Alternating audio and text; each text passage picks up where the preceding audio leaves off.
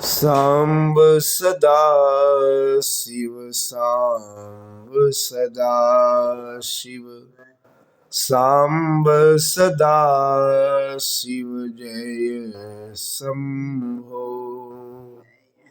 अघहर तम हर काल विनाशक हर हर हर हर जय शंभो। धर्म प्रेमी बंधुओं, श्री शिव महापुराण विद्येश्वर संहिता के अंतर्गत आज आप सब सुनेंगे पंचदश अध्याय की कथा, यानी 15वें अध्याय की कथा, जिसमें आप सब सुनेंगे देश, काल, पात्र और दान आदि का विचार। ऋषिगण बोले, समस्त पदार्थों के ज्ञाताओं में श्रेष्ठ हे सूत जी, अब आप क्रमशः देश, काल आदि का वर्णन करें।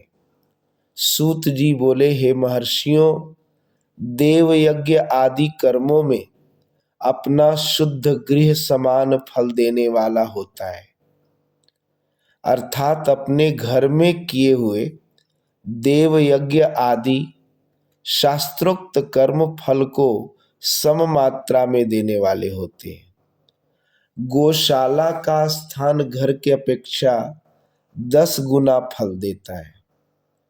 जलाशय तट का उससे भी 10 गुना महत्व रहता है। और जहाँ बेल, तुलसी या पीपल वृक्ष का मूल निकट हो, वह स्थान जलाशय से भी 10 गुना अधिक फल देने वाला होता है। यानी कि घर से ज्यादा गौशाला में दिया हुआ, गौशाला में दिया गया घर से 10 गुना फल देता है। जलाशय तट पर अगर देते हैं दान तो उससे भी 10 गुना अधिक। और जहाँ बेल, तुलसी या पीपल वृक्ष का मूल हो, यानी जड़ हो, वहां पर अगर दान आप देते हैं तो जलाशय से भी 10 गुना अधिक फल मिलेगा। देवालय को उससे भी 10 गुना महत्व का स्थान जानना चाहिए। तीर्थ भूमि का तट देवालय से भी 10 गुना महत्व रखता है। और उससे 10 गुना श्रेष्ठ है नदी का किनारा। उससे 10 गुना उत्कृष्ट है तीर्थ नदी का तट। और उससे भी 10 गुना महत्व रखता है सप्तगंगा नामक नदियों का तीर्थ, यानी गंगा, गोदावरी, कावेरी, ताम्रपर्णी, सिंधु, सरयू और नर्मदा।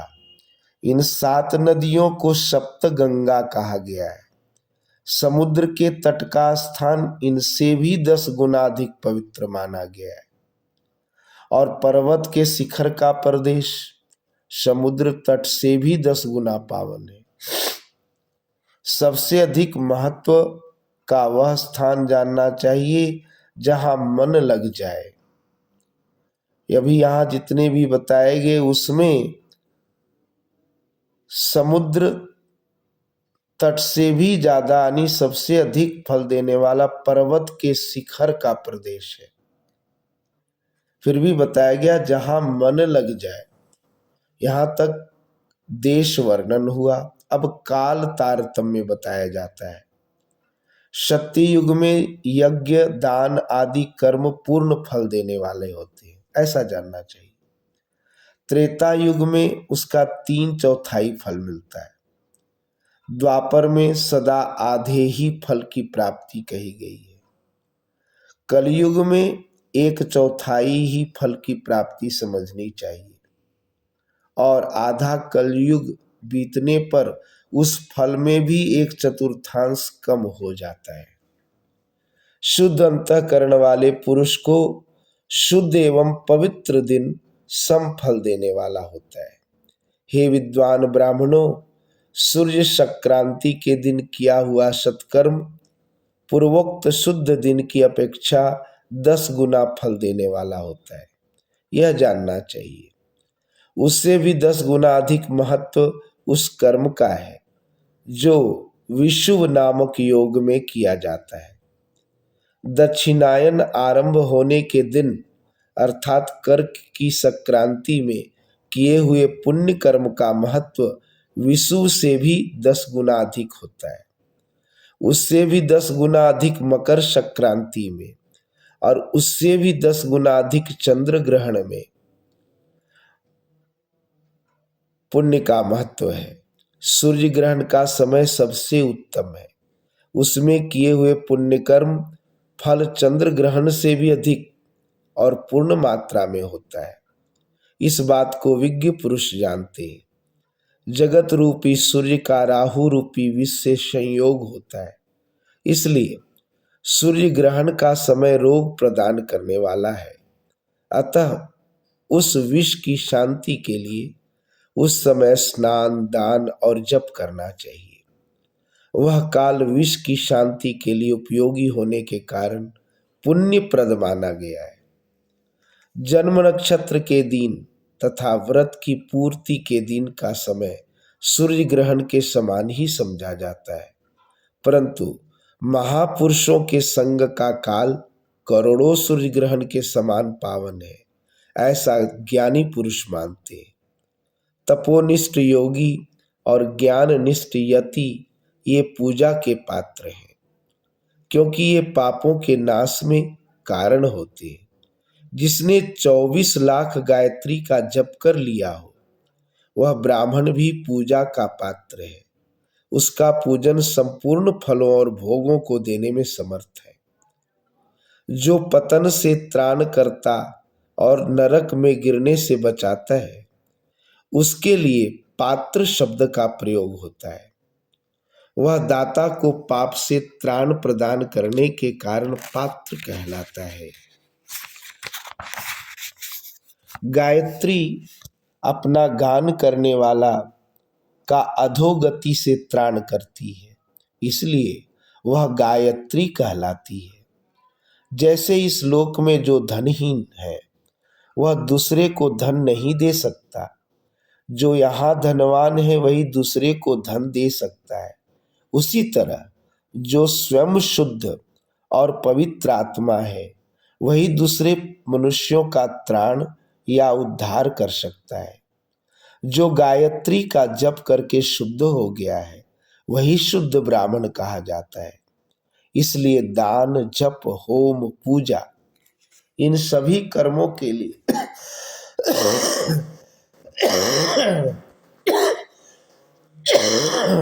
वही शुद्ध पात्र है। ऐसा ब्राह्मण ही दान लेने तथा रक्षा करने की पात्रता रखता है।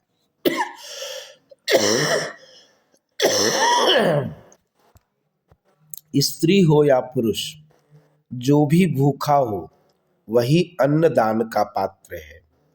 श्रेष्ठ ब्राह्मण को समय पर बुलाकर उसे धन अथवा उत्तम वाणी से संतुष्ट करना चाहिए।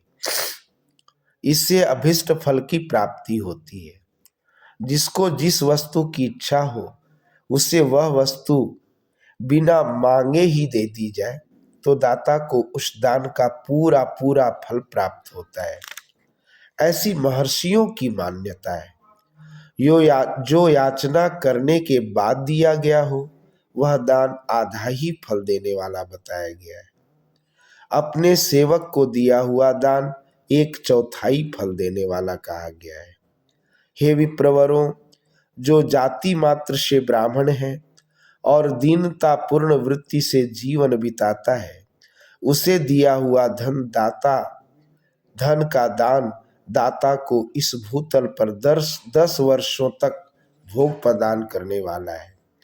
वही दान यदि वेदवेत्ता ब्राह्मण को दिया जाए तो वह स्वर्गलोक में देवताओं के 10 वर्षों तक दिव्य भोग देने वाला होता है।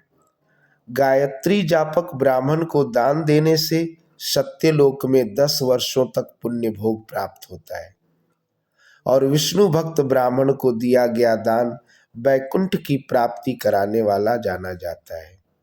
शिव भक्त विप्र को दिया हुआ दान कैलाश की प्राप्ति कराने वाला कहा गया है। इस प्रकार सबको इन लोकों में भोग प्राप्ति के लिए दान देना चाहिए। रविवार के दिन ब्राह्मण को दशांग अन्न देने वाला मनुष्य दूसरे जन्म में 10 वर्षों तक निरोग रहता है। बहुत सम्मान पूर्वक बुलाना, चंदन आदि, पाद सेवन, वस्त्र गंध आदि से पूजन, घी के मालपुए आदि सुंदर भोजन, छहो रस व्यंजन, दक्षिणा सहित तांबूल, नमस्कार, जाते समय अनुगमन, ये अन्नदान के 10 अंग कहे गए हैं। 10 ब्राह्मणों को रविवार के दिन दशांग अन्न का दान करने वाला 100 वर्ष तक निरोग रहता है। सोमवार आदि विभिन्न वारों में अन्नदान का फल उन वारों के अनुसार दूसरे जन्म में इस पृथ्वी लोक में प्राप्त होता है, ऐसा जानना चाहिए। 7 वारों में 10-10 ब्राह्मणों को दशांग अन्नदान करने से 100 वर्ष तक आरोग्यादि फल प्राप्त होते हैं। इस प्रकार रविवार के दिन ब्राह्मणों को अन्नदान करने वाला मनुष्य 1000 वर्षों तक शिवलोक में आरोग्य लाभ करता है। इस प्रकार 1000 ब्राह्मणों को अन्नदान करके मनुष्य 10,000 वर्षों तक आरोग्य भोग करता है। विद्वान को सोमवार आदि दिनों के विषय में भी ऐसा ही जानना चाहिए। रविवार 1000 ब्राह्मणों को अन्नदान करके मनुष्य सत्यलोक में आरोग्यादि भोगों को प्राप्त करता है। इस प्रकार 10,000 ब्राह्मणों को दान देने से विष्णु लोक में ऐसी प्राप्ति होती है और 1,00,000 ब्राह्मणों को अन्नदान करने से रुद्रलोक में भोगादि की प्राप्ति होती है। विद्या की कामना वाले मनुष्यों को ब्रह्म बुद्धि से बालकों को दशांग अन्न का दान करना चाहिए। पुत्र की कामना वाले लोगों को विष्णु बुद्धि से युवकों को दान करना चाहिए और ज्ञान प्राप्ति की इच्छा वालों को रुद्र बुद्धि से वृद्धजनों को दान देना चाहिए। इस प्रकार बुद्धि की कामना करने वाले श्रेष्ठ मनुष्यों को सरस्वती बुद्धि से बालिकाओं को दशांग अन्न का दान करना चाहिए। सुख भोग की कामना वाले श्रेष्ठ जनों को लक्ष्मी बुद्धि से युवतियों को दान देना चाहिए। आत्मज्ञान की इच्छा वाले लोगों को पार्वती बुद्धि से वृद्धा स्त्रियों को अन्न दान करना चाहिए। ब्राह्मण के लिए सील और उच्च वृत्ति से लाया हुआ और गुरु दक्षिणा में प्राप्त हुआ अन्न धन शुद्ध द्रव्य कहलाता है। उसका दान दाता को पूर्ण फल देने वाला बताया गया है।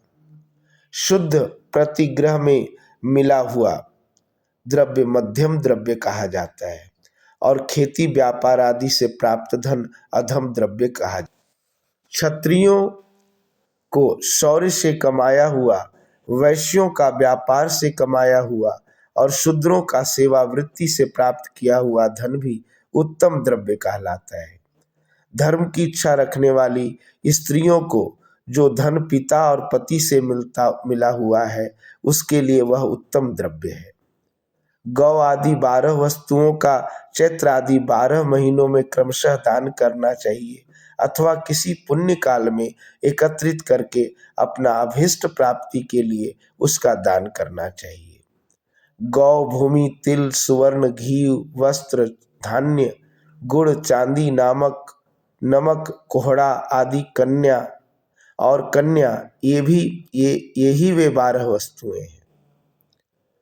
गोदान में दी हुई गाय के उपकारी गोबर से धन धान्यादि ठोस पदार्थों के आश्रय से टिके पापों का नाश होता है और उसके गोमूत्र से जल, तेल आदि तरल पदार्थों में रहने वाले पापों का नाश होता है।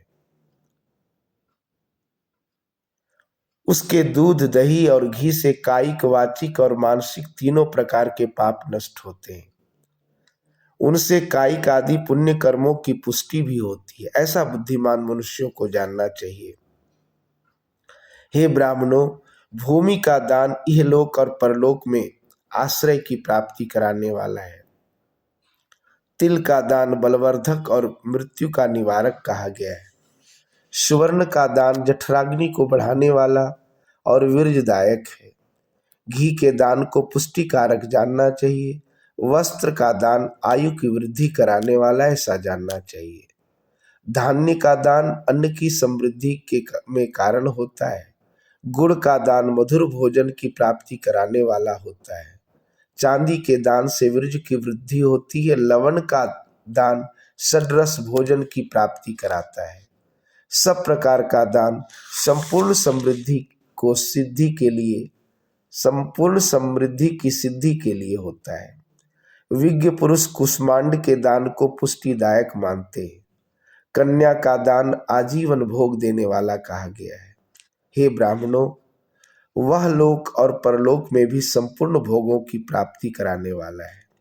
कटहल, आम, कैथ आदि वृक्षों के फल, केला आदि औषधियों के फल तथा जो फल लता एवं गुल्मों से उत्पन्न हुए हों, आवरण युक्त फल जैसे नारियल, बादाम आदि, उड़द, मूंग आदि दालें, शाक, मिर्च, सरसों आदि तेल, मसाले और ऋतुओं में तैयार होने वाले फल समय समय पर बुद्धिमान व्यक्ति द्वारा दान किए जाने चाहिए। विद्वान पुरुष को चाहिए कि जिन वस्तुओं से श्रवण आदि इंद्रियों की तृप्ति होती है उनका सदा दान करे। श्रोत्र आदि 10 इंद्रियों के जो शब्द आदि 10 विषय हैं उनका दान किया जाए तो वे भोगों की प्राप्ति कराते हैं तथा दिशा आदि इंद्रिय देवताओं को संतुष्ट करते हैं। वेद और शास्त्र को गुरुमुख से ग्रहण करके गुरु के उपदेश से तथा स्वयं ही बोध प्राप्त करने के पश्चात जो बुद्धि का यह निश्चय होता है कि कर्मों का फल अवश्य मिलता है, उसी को उच्च कोटि की आस्तिकता कहते हैं। भाई, बंधु अथवा राजा के भय से जो आस्तिकता, बुद्धि या श्रद्धा होती है वह कनिष्ठ श्रेणी की आस्तिकता है। जो सर्वथा दरिद्र हैं, जिनके पास सभी वस्तुओं का अभाव है, वह वाणी अथवा कर्म द्वारा यजन करे। मंत्र, स्तोत्र और जप आदि को वाणी द्वारा किया गया यजन समझना चाहिए तथा तीर्थ यात्रा और व्रत आदि को विद्वान पुरुष शारीरिक यजन मानते हैं। जिस किसी भी उपाय से थोड़ा हो या बहुत देवतार्पण बुद्धि से जो कुछ भी दिया या किया जाए वह दान या सत्कर्म भोगों की प्राप्ति कराने में समर्थ होता है। तपस्या और दान, ये 2 कर्म मनुष्य को सदा करने चाहिए तथा ऐसे गृह का दान करना चाहिए जो अपने वर्ण, चमक दमक या सफाई और गुण सुख सुविधा से सुशोभित हो। बुद्धिमान पुरुष देवताओं की तृप्ति के लिए जो कुछ देते हैं वह अतिशय मात्रा में सब प्रकार के भोग प्रदान करने वाला होता है। उस दान से विद्वान पुरुष इहलोक और परलोक में उत्तम जन्म और सदा सुलभ होने वाला भोग पाता है। ईश्वरार्पण बुद्धि से यज्ञ, दान आदि कर्म करके मनुष्य मोक्ष फल का भागी होता है। जो मनुष्य इस अध्याय का सदा पाठ अथवा श्रवण करता है उसे धार्मिक बुद्धि प्राप्त होती है तथा उसमें ज्ञान का उदय होता है। इस प्रकार श्री शिव महापुराण के अंतर्गत प्रथम विद्येश्वर संहिता में देश, काल, पात्र आदि का वर्णन नामक 15वां अध्याय पूर्ण हुआ। सांब सदा शिव, सांब सदा शिव, सांब सदा शिव, जय शंभो। ये था 15वां अध्याय और कल 16वें अध्याय में आप सब सुनेंगे मृतिका आदि से निर्मित देव प्रतिमाओं के पूजन की विधि, उनके लिए नैवेद्य का विचार, पूजन के विभिन्न उपचारों का फल, विशेष मास, वार, तिथि एवं नक्षत्रों के योग में पूजन का विशेष फल तथा लिंग के वैज्ञानिक स्वरूप का विवेचन। आज के लिए इतना ही। धन्यवाद।